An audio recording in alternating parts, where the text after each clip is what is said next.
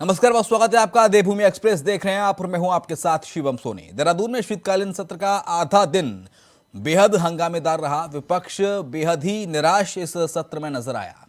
नेता प्रतिपक्ष यशपाल आर्य ने मीडिया से मुखातिब होते हुए कहा कि बीजेपी के विधायक बिना किसी होमवर्क के सदन में आ जाते हैं, जो कि बेहद ही निराशाजनक है। वहीं भाजपा ने अपना बचाव करते हुए कहा कि विपक्ष केवल आरोप लगाने का काम कर रहा है, जबकि सभी विधायक अपनी तैयारी करके आए हैं। सभी सवालों का जवाब देना संभव नहीं हो पाता।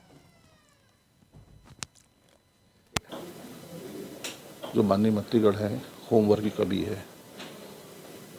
प्रस्ताव का जवाब देने से कतरा रहे हैं और माननीय विधायक को बहुत निराशा है कि उनके जो प्रश्न लगे थे उनको उनके जवाब नहीं दे पा रही है सरकार। और कुछ सवाल इस तरह के भी थे, जैसे माननीय मयूर महार हैं, हमारे बहुत वरिष्ठ विधायक हैं, हमारे युवा विधायक हैं सुमित्र देव जी ने लोक निर्माण विभाग को लेकर प्रश्न किए थे। तो सरकार का ये कहना है कि केंद्रीय सूचिका केंद्रीय विषय है। माननीय नेता प्रतिपक्ष की बातों से मैं एकदम सहमत नहीं हूँ। देखिए, आप एक सवाल पूछते हैं, उसका जवाब एक मंत्री देता है, तथ्यात्मक जवाब देता है। लेकिन अगर विपक्ष ये सोचे कि जो उसको जवाब चाहिए सिर्फ वही जवाब आए, तो वो गलत है। हम आपको तथ्यात्मक जवाब दे रहे हैं। अगर आपको उस तथ्य में कुछ गलत दिख रहा है तो आप ज़रूर कह सकते हैं। लेकिन ये कहना कि मंत्री तैयारी करके नहीं आ रहे हैं, मंत्री ठीक से जवाब नहीं दे रहे, वो कहीं ना कहीं गलत है। मंत्री बहुत मेहनत करते हैं लगातार। देखिए, मैं भी मेरा फ्राइडे को सवाल जवाब है, लेकिन मैं आज से ही समीक्षा बैठक कर रहा हूँ। लगातार कोशिश कर रहा हूँ कि जो सवाल मेरे डिपार्टमेंट में लगाए गए उनके सही सही जवाब जाएँ। तो हमारी कोशिश यही होती है कि उत्तराखंड के हित में जो भी सवाल पूछे जा रहे हैं, उत्तराखंड की जनता के हित में, उसको हम सही सही जवाब देके और उनकी कैसे समाधान निकाला जा सकता है वो हम करने की कोशिश करते हैं। माननीय नेता प्रतिपक्ष की बातों से मैं एकदम सहमत नहीं हूँ। नहीं, होमवर्क हम लोग कर रहे हैं, पर आपको पता है कि बहुत विस्तृत क्षेत्र होता है और उसमें हर चीज़ का जवाब देना संभव नहीं होता, सारी संकलन सूचना नहीं होती है। पर जो भी यथासंभव जवाब देने का हम लोग प्रयास करते हैं और संतुष्ट करने का प्रयास करते हैं। नहीं, प्रदेश में मंगलवार को शीतकालीन सत्र का आगाज हो गया और इस बीच विधानसभा में आए राज्य आंदोलनकारियों को 10% क्षैतिज आरक्षण देने का लाभ देने वाला विधेयक सदन में पेश किया गया।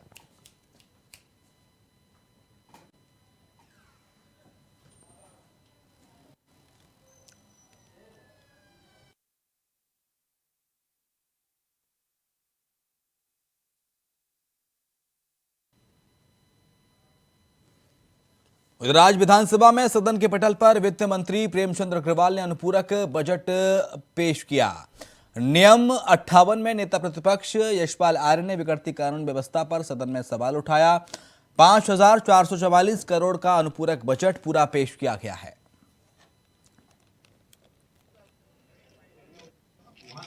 थोड़ा पीछे सर।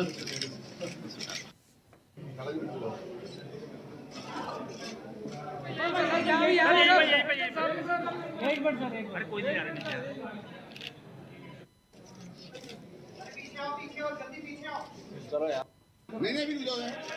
सामने सामने। उत्तराखंड विधानसभा में शीतकालीन सत्र के पहले दिन सरकार की तरफ से महिला आरक्षण बिल सदन के पटल पर रखने का काम किया गया। इस बारे में संसदीय कार्य मंत्री ने जानकारी दी। तो महिला आरक्षण बिल सदन में पेश किया गया। संसदीय कार्य मंत्री ने इस पूरे संदर्भ में जानकारी दी। प्रेमचंद्र अग्रवाल हैं संसदीय कार्य मंत्री, उन्होंने महिला आरक्षण बिल सदन पटल पर पेश किया। देखिए, हमारी सरकार पूरी तरह से प्रतिबद्ध थी कि हम लोग महिला आरक्षण के विषय में इस सत्र में लाएंगे और वो आज हमने प्रस्थापित किया है। मैं इसके लिए अपनी सरकार का भी विशेष रूप से माननीय मुख्यमंत्री जी का बहुत धन्यवाद कर रहा हूँ और उम्मीद कर रहा हूँ कि इसमें सभी का सहयोग मिलेगा ताकि हम अपने जो महिलाएं हैं उनको उसका जो लाभ है उसको हम दे सकें। देखिए, हमारी सरकार पूरी तरह से। अगली खबर का रुख कर लेते हैं। दरअसल प्रदेश में धर्मांतरण कानून को लेकर संशोधन किया गया है और इसको लेकर उत्तराखंड विधानसभा के सत्र के पहले दिन प्रदेश में धर्मांतरण कानून को लेकर यह संशोधन किया गया। प्रश्नकाल के दौरान हल्द्वानी से कांग्रेस विधायक सुमित हृदयेश ने विशेषाधिकार हनन का मामला उठाया, जिस पर पीठ ने विधायक को आश्वासन दिया। दरअसल विधायक का आरोप था कि हल्द्वानी में बड़ी कार्य योजना तैयार की जा रही है, जिसकी 12वीं बैठक हो चुकी है और 2 बार डीपीआर भी तैयार किया जा चुका है। करीब 800 करोड़ की ये योजना में एक भी बार स्थानीय विधायक को बैठक में नहीं बुलाया गया, जिसको लेकर उन्होंने प्रश्नकाल के दौरान विशेषाधिकार हनन का प्रश्न रखा। विशेषाधिकार हनन का मसला उठता है, पीठ से निर्देश मिलते हैं। आज भी हमें पीठ से आश्वासन मिला है, क्योंकि हल्द्वानी में एक बड़ी कार्य योजना की तैयारी करी जा रही थी और जो नोडल एजेंसी ये UUSDA है, इसने 12 बैठकें करी, 2 DPR इन्होंने बना दी और जिसमें सीवरेज और पानी पेयजल की करीबन 800 करोड़ रुपए की DPR बन गई। और एक भी बैठक में सोचिए, प्रोटोकॉल कहता है स्थानीय विधायक को इन्होंने आमंत्रण तक नहीं भेजा। तो तभी उस दिन जब वो माननीय मुख्यमंत्री जी हल्द्वानी आए थे, वो सारा प्रकरण आपके सामने, अन्य भी कुछ चीज़ें उस दिन ऐसी हो गई थी कि वहाँ मुझे अपना विरोधाभास प्रकट करना पड़ा। विशेषाधिकार हनन कांग्रेस के किच्चा से विधायक तिलकराज बेहड़ ने फिर से कानून व्यवस्था के मुद्दे को उठाते हुए धरना दिया है। उन्होंने कहा है कि सरकार का ध्यान इस ओर नहीं है, जिससे कानून व्यवस्था बिगड़ रही है। कांग्रेस विधायक ने कहा कि जिला उधम सिंह नगर, जो सीएम का गृह जिला भी है, वहां पर कानून व्यवस्था पटरी से उतरता हुआ नजर आ रहा है, इसलिए सरकार का ध्यान इस दिशा में आकर्षित करने के लिए उनके द्वारा धरना दिया गया है।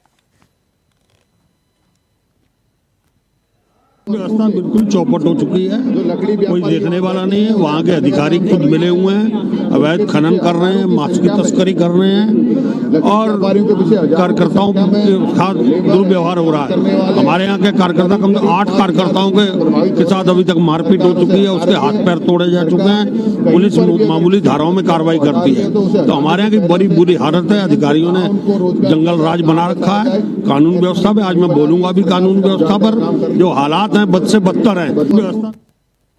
उत्तराखंड विधानसभा सत्र के पहले दिन प्रदेश में धर्मांतरण कानून को लेकर संशोधन किया गया है। धर्मांतरण कानून को और भी सशक्त बनाने के लिए इसकी सजा को 2 से लेकर 7 साल तक निर्धारित कर दिया गया है।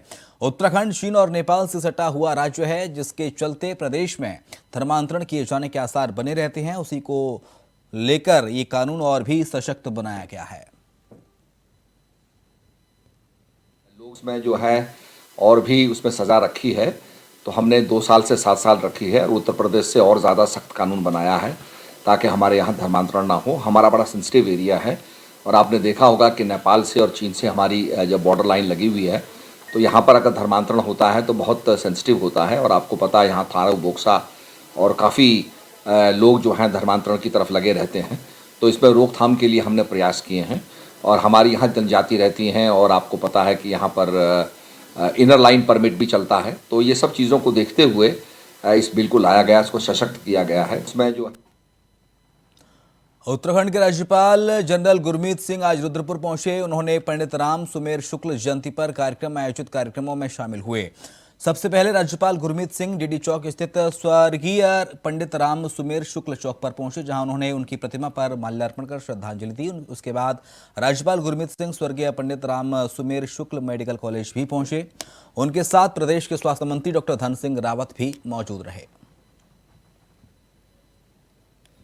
राज्यपाल पहुंचे, जयंती में प्रतिमा पर माल्यार्पण करके श्रद्धांजलि राज्यपाल के द्वारा दी गई। लेफ्टिनेंट जनरल गुरमीत सिंह राज्यपाल उत्तराखंड के रुद्रपुर पहुंचे। पंडित राम सुमेर शुक्ल जयंती में शिरकत उन्होंने की। राम सुमेर शुक्ला जी का जन्मदिन था। उनसे हमको सबसे बड़ी प्रेरणा ये मिलती है कि अपने राष्ट्र के लिए हम क्या करें। वो उस वक्त यहाँ पर संस्थापक बने थे जब यहाँ पर जंगल थे, यहाँ पर कुछ नहीं था। उनको जो जिम्मेवारी मिली थी वो यहाँ पर कॉलोनाइजेशन की और उन जंगलों को खेतों में परिवर्तन करने की। आज का जो उधम सिंह नगर है, आज का जो रुद्रपुर है, तो अंदर से आत्मा से दिल करता है कि उनका शुक्रगुजार करें कि उनकी प्लानिंग, उनकी तजवीज कितनी अच्छी थी। राम सुमेर शुक्ला जी का जन्म। उधर रामनगर पहुंचे रानीखेत विधायक प्रमोद नैनवाल ने कहा कि लघु उद्योग की शुरुआत करके पहाड़ों में ही महिलाओं और पुरुषों को रोजगार दिया जाएगा। वहीं विधायक ने मीडिया से रूबरू होते हुए कहा कि पहाड़ों में ऐसे कई औषधीय पेड़ पौधे हैं जिनका इस्तेमाल करके कई औषधीय बनाने के साथ ही कई वस्तु भी बना सकते हैं। विधायक ने कहा कि लोगों को रोजगार के साथ पलायन रोकने में भी मदद मिलेगी। उन्होंने कहा कि कुटीर उद्योग को शुरू करने के लिए हमने प्रयास शुरू किया है। साथ ही प्रदेश सरकार की मदद से हम जल्द ही पहाड़ की महिलाओं को इसका प्रशिक्षण देंगे और छोटे छोटे कुटीर उद्योग स्थापित करने का प्रयास करेंगे, जिससे एक तरफ पलायन रुकेगा तो दूसरी ओर अर्थव्यवस्था में भी मजबूती आएगी। नहीं, पलायन को रोकने के लिए सरकार बहुत गंभीर है। सरकार गंभीर प्रयास भी कर रही है। मेरी विधानसभा में हमने जो बिच्छू घास है, जिसे शिशौन कहते हैं स्थानीय भाषा में, उससे ऑर्गेनिक चाय बनाना और उसके रेशे से बैग बनाना, मफलर बनाना, पंखी बनाना, तमाम इस प्रकार के कुटीर उद्योग को शुरू करने के लिए हमने एक प्रयास शुरू किया है। हम प्रदेश सरकार की मदद से बहुत जल्दी हम क्षेत्र की महिलाओं को उसका प्रशिक्षण देंगे और उसके छोटे छोटे कुटीर उद्योग स्थापित करने का प्रयास करेंगे। उधर हरिद्वार में पुलिस की सख्ती के बाद भी सोशल मीडिया पर हथियारों की नुमाइश करने से लोग बाज नहीं आ रहे हैं। अब नामित पार्षद ने अपनी ही शादी में लाइसेंसी राइफल से हर्ष फायरिंग कर दी। सोशल मीडिया पर ये फायरिंग का वीडियो वायरल होने के बाद ज्वालापुर पुलिस ने भाजपा पार्षद के खिलाफ मुकदमा दर्ज किया है। राइफल और लाइसेंस भी पुलिस ने जब्त कर लिए हैं।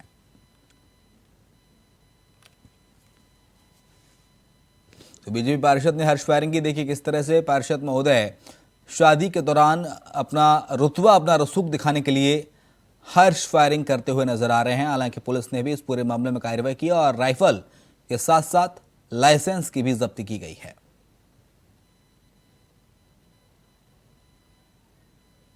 क्योंकि एक वीडियो सोशल मीडिया पर वायरल हो रहा था, उसका संज्ञान लेते हुए हमारे द्वारा वीडियो की तस्दीक किया गया तो पता चला कि हाँ, एक कोई शादी का ओकेजन था जिसमें हर्ष फायर किया गया था। संबंधित व्यक्ति की तलाश की गई, उसके बारे में जानकारी जुटाई गई और उसके खिलाफ मुकदमा पंजीकृत किया गया। दूल्हे ने खुद ही अपनी शादी में फायरिंग करी? हाँ, देखने से तो लग रहा है कि मैं दूल्हा ही था जिसके द्वारा ये अपनी लाइसेंस रिवॉल्वर से फायर किया गया। कौन है? इसकी छानबीन की जाएगी। कार्रवाई क्या की गई? 30 आर्म्स एक्ट के तहत इसमें मुकदमा पंजीकृत किया गया है। साथ ही लाइसेंस निरस्तीकरण के लिए डीएम साहब को रिपोर्ट प्रेषित की जा रही है। क्योंकि एक वीडियो सोशल मीडिया पर वायरल हो रहा था, उसका संज्ञान लेते लक्सर के प्राथमिक विद्यालयों में शिक्षा के स्तर में सुधार के भले सरकार लाख दावे करे, लेकिन धरातल पर स्थिति कुछ और ही है। लक्सर के सुगम क्षेत्र के आधे से अधिक प्राथमिक विद्यालयों में शिक्षकों का टोटा बना हुआ है। लक्सर ब्लॉक में 100 प्राथमिक विद्यालय हैं। इनमें से दुर्गम विद्यालयों में 373 और सुगम विद्यालयों में 39 शिक्षक तैनात हैं, जिस कारण कार्य प्रगति पर नहीं है। वहीं इसको लेकर शिक्षा विभाग के ब्लॉक समन्वयक राजवीर चौधरी ने बताया कि सुगम की जगह दुर्गम विद्यालय में 25 एक्सिस से शिक्षक तैनात हैं, जबकि सुगम में 27 शिक्षकों की कमी है, जिसके चलते स्कूलों का कार्य प्रभावित हो रहा है। तो 27 शिक्षकों की स्कूलों में कमी है, ये बात सामने आई है। सुगम स्कूलों में शिक्षकों का टोटा है, जिसके चलते जो छात्र हैं उन्हें भी पढ़ाई के दौरान काफ़ी परेशानी का सामना करना पड़ता है। लक्सर से आपको खबर बता रहे हैं, जहां पर सुगम विद्यालयों में 39 शिक्षक ही तैनात हैं।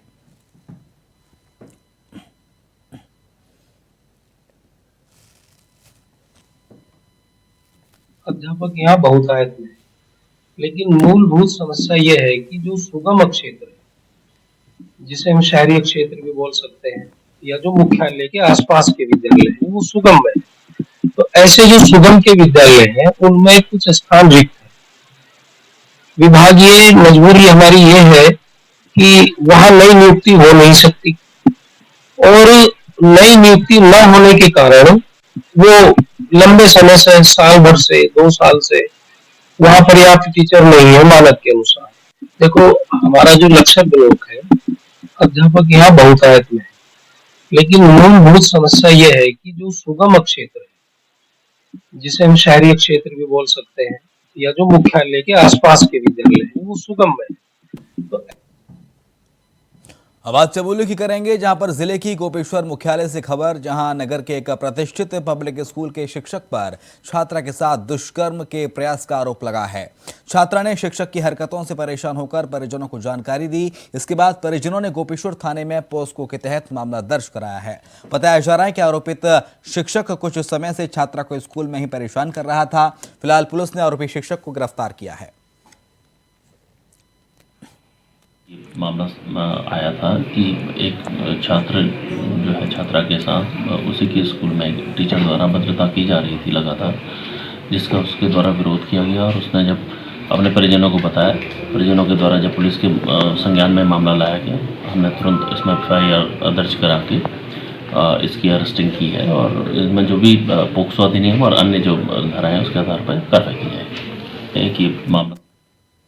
उधर देहरादून के पिकनिक स्पॉट पर हत्या से उस वक्त सनसनी फैल गई जब गुच्चू पानी के पिकनिक स्पॉट पर मिला। सूचना पर कैंट पुलिस मौके पर पहुंची और जांच शुरू की है। पुलिस ने बताया कि शव ई रिक्शा चालक मोहसिन का है जो बीते शाम से गायब था। हत्या से पूरे इलाके में सनसनी फैल गई। देहरादून से खबर बता रहे हैं, शव की शिनाख्त मोहसिन के तौर पर हुई है जिसका शव मिला है। पुलिस कत्ल की तहकीकात कर रही है, पूरी तफ्तीश में जुटी है।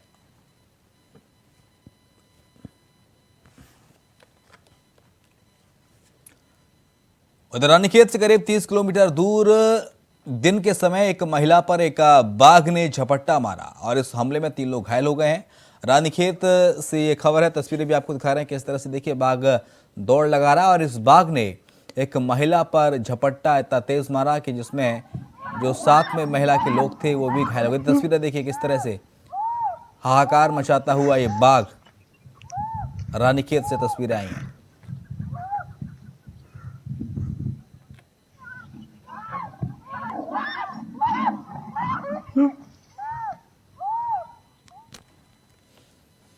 बात हरिद्वार की, जहां पर मौसम में बदलते ही हरिद्वार के आबादी वाले क्षेत्रों के साथ ही जंगली हाथियों की तादाद बढ़ती जा रही है। हरिद्वार नजीबाबाद राजमार्ग पर 2 स्थानों पर गजराजों ने दस्तक दी है, जहां पर देर शाम चुड़ियापुर रेंज के गेंडी खाता में एक विशालकाय हाथी हाईवे पर आ पहुंचा।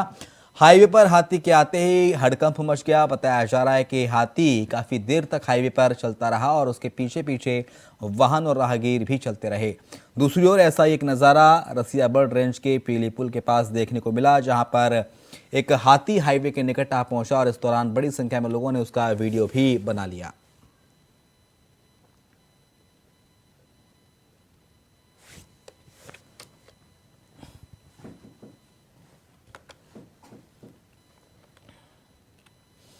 हरिद्वार में विक्रम ऑटो ने चक्का जाम का ऐलान कर दिया है। यहां से विधानसभा घेराव करने के लिए वाहन स्वामी देहरादून कूच कर गए हैं। सड़क पर इक्का दुक्का वाहन ही चलाने से यात्रियों को भारी समस्याओं का सामना करना पड़ता है। बसों और ट्रेनों से आने वाले यात्रियों को भी अपने गंतव्य तक जाने के लिए ऑटो रिक्शा या दूसरे नए वाहन नहीं मिल रहे हैं, जिसके चलते लोगों को भी यात्रियों को परेशानी का सामना करना पड़ रहा है। साधन नहीं मिल रहा है सर, ऑटो रिक्शा कुछ भी नहीं मिल रहा है। जो मिल रहा है तो आगे जाके वो पकड़ ले रहे हैं। परेशानी हो रही है। परेशानी हो रही है। कहाँ जाना था आपको? सिटकुल जाएंगे उधर, काम करने आए। काम करने। साधन नहीं मिल रहा है सर, ऑटो रिक्शा कुछ भी नहीं मिल रहा है। जो मिल रहा है, यहाँ पर हम 1-1.5 घंटे से बैठे हैं, ऑटो नहीं मिल रही और कोई ऑटो वाला मिल भी रहा है तो बोल रहे हैं कि मतलब कि आपको पता है हड़ताल चल रही है, यो वो। यहाँ पर हम 1-1.5 घंटे से बैठे हैं, ऑटो नहीं मिल रही और कोई ऑटो वाला मिल भी रहा है तो बोल रहे हैं कि मतलब कि आपको पता है हड़ताल चल रही है, यो वो। बहुत परेशानी और रिक्शा नहीं मिल रहा। ऑटो भी नहीं मिला? नहीं मिल रहा। क्या कह रहे? बुलवाइए, हड़ताल है कह रहे। बात देहरादून की करेंगे, जहां पर वाहनों की फिटनेस अनिवार्य करने और 10 साल पुराने डीजल के चलने वाले ऑटो और विक्रम वाहनों को लेकर विरोध किया जा रहा है। दरअसल ऑटो विक्रम को बाहर करने के विरोध में आज देहरादून में विक्रम ऑटो और सिटी बसों ने चक्का जाम का ऐलान किया। इसके साथ ही विधानसभा कूच करने के लिए ये सभी वाहन स्वामी पहुंच रहे हैं।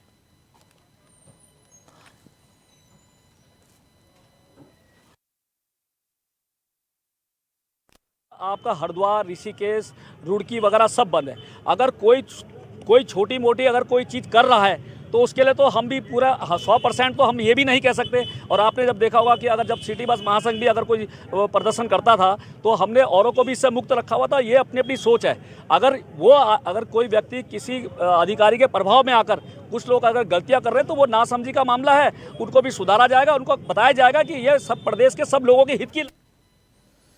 उत्तराखंड विधानसभा के शीतकालीन सत्र का आज पहला दिन था। ये पहला दिन विपक्ष के नाम रहा। विपक्ष के आक्रामक तेवर के आगे सत्ता पक्ष बचाव की मुद्रा में नजर आया। रिपोर्ट आप देखिए।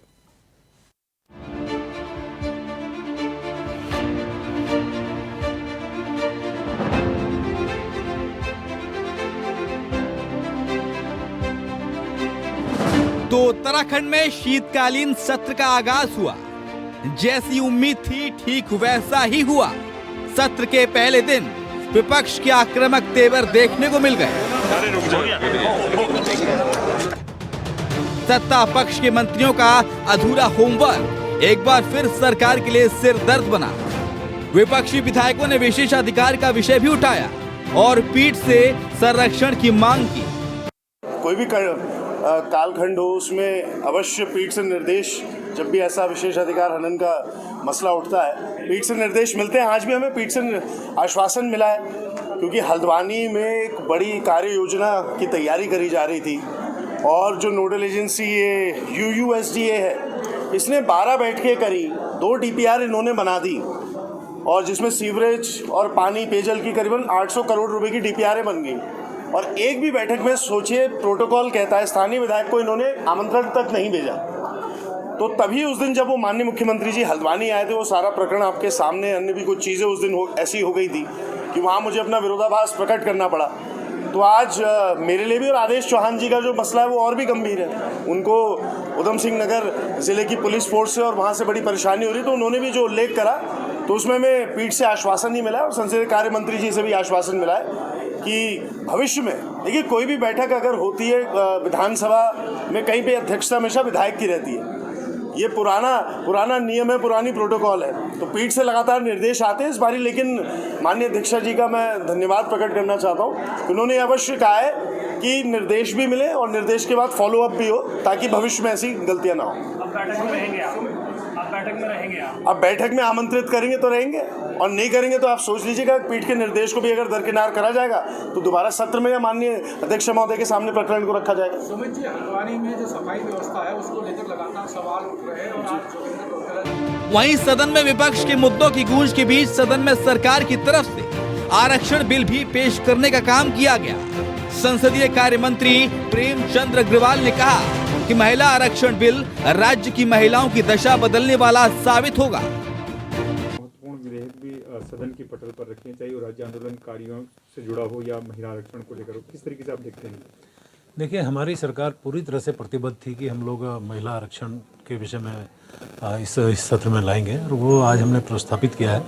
मैं इसके लिए अपनी सरकार का भी विशेष रूप से माननीय मुख्यमंत्री जी का बहुत धन्यवाद कर रहा हूँ और उम्मीद कर रहा हूँ कि इसमें सभी का सहयोग मिलेगा, ताकि हम अपने जो महिलाएं हैं उनको उसका जो लाभ है उसको हम दे सकें। सत्र के पहले ही दिन प्रश्नकाल में विपक्ष के विधायकों ने क्षेत्र की समस्याओं को लेकर सवाल पूछे। सदन के भीतर फिर बीजेपी के विधायकों ने ही अपनी सरकार को परेशानी में डाल दिया। विकास नगर से बीजेपी विधायक मुन्ना सिंह चौहान ने वन गुर्जर को लेकर प्रश्न पूछा, जिस पर वन मंत्री सुबोध उनियाल संतोषजनक जवाब नहीं दे पाए। वहीं छावरेड़ा विधायक नरेंद्र जाति ने इकबालपुर नहर परियोजना का मामला उठाया। वहीं विक्रम सिंह नेगी ने टिहरी झील में फैली गंदगी को हटाने पर सवाल किया। कांग्रेस विधायक प्रीतम सिंह ने विशेषाधिकार हनन का मुद्दा उठाया। उन्होंने कहा कि विधायकों के विशेषाधिकार हनन को लेकर सरकार गंभीर नहीं है। खैर, ये आगाज है, अंजाम क्या होगा ये अभी पहला ही दिन। देहरादून से अभय कैंतुरा की रिपोर्ट। बुलेटिन में इतना ही। खबरें लगातार जारी हैं।